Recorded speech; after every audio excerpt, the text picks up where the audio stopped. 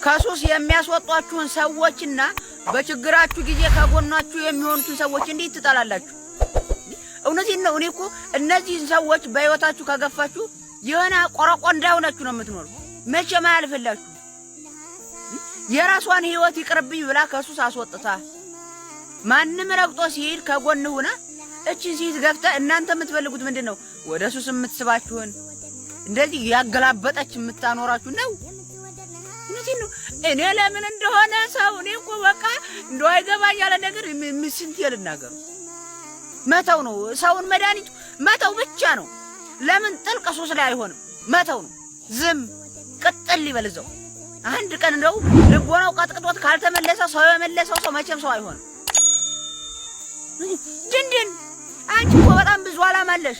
አላማሽን ትተሽ እሱን ከዚህ ክፉ ነገር አውጥቼ የኔ ይሆናል ብለሽ ልክ ሲወጣ በቃ ብናርጎ ይተውሻል። ከዛ ድጋሜ ወደ ሱስ የምታስገባውን ይፈልጋል። ድንጋይ ሁላ ሐውልት እኮ ናችሁ። ሐውልት ደግሞ የሰው ፍጥረት ሐውልት ብሎ መሳሪያው ብቻ ይሆናችሁ ነገር ናችሁ።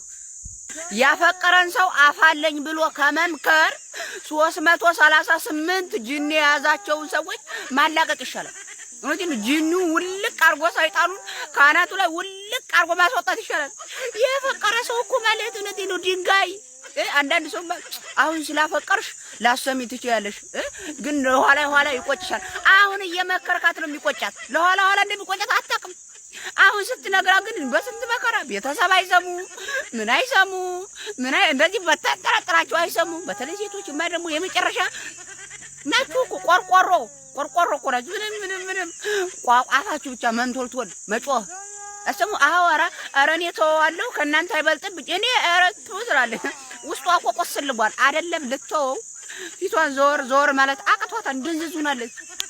እነዚህ ነው ያፈቀረን ሰው መከራለሁ የምትሉ ሰዎች እነዚህ ነው መመከር ያለባችሁ እናንተ ናችሁ። የሆነ ሰው ትንሽ ነገር አልፎለት ካያችሁ ኧረ አንተ ሰው ታድለ ኧረ አንቺ ልጅ መታደልሽ እንዴ ማለት ቁጭ ብላ ያገኘው ነገር አለ እንዴ ታድለሽ የምትሏት። እውነቴን ነው። ፊቷ ተገርፎ ማዲያት በማዲያቱና እጇ ቀራፎ መስሎ ነው ያ ነገር የመጣው። ልፋታን አታይም፣ ስኬቷን ግን ታደለሽ ታድለ ምናምን የሚባል ነገር ሄዱና ለታደለና ለታደሉ ንገሩ። ይሄ ዝም ብሎ የታደለ የሚባለው ዝም ብሎ ቁጭ ብሎ ፈጣሪ አምጥቶ ዝርፈቅ ሲያረግብህ ያት የቀማትህ ወርስ ቁጭ ብለ ስበላ ያ ታደለ ነው። ያ ራሱ ታድለ አይደለም። እነሱ ለፍተው ነው የሚበሉ።